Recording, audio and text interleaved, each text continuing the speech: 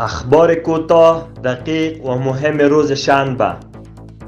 مولوی ذبیح‌الله مجاهد سخنگوی امارت اسلامی میگوید شب گذشته نیروهای ویژه بسیج مخفیگاه خوارج در نواحی پنجم، ششم و هشتم مزار شریف مرکزی ولایت بلخ عملیات کردند که طی آن تعداد زیادی از داعشی خوارج کشته شدند، اسلحه و مهماتشان به دست آمده است و همچنین یک سرباز امارت اسلامی مجروح گردیده است.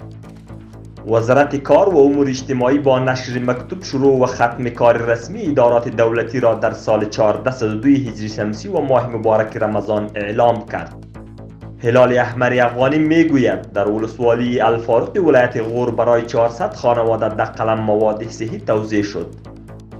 در هفته گذشته از مورخ 19 الی 25 ماه هود 130,860 متریک تن انتقالات از طریق خط آهن حیرتان، آقینه و ترغندی صورت گرفته است.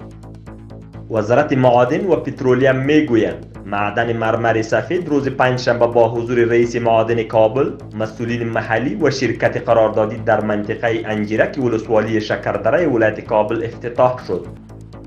وزارت دفاع ملی میگوید کندک تشریفات این وزارت فعال شده است.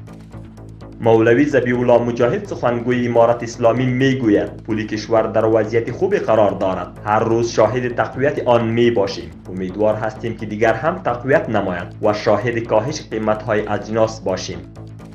شاروالی کابل میگوید در ادامه برنامه‌های زیباسازی شهری، کار زیباسازی چهارراهی وزیر محمد اکبر خان که از مدت پیش آغاز شده بود همچنان ادامه دارد. کار ساخت یک ساختمان دو طبقه‌ای مرکزی اجتماعی و یک محراب مسجد در مرکز کنر شهر اسدآباد به ارزش $244,000 آمریکایی آغاز شده است.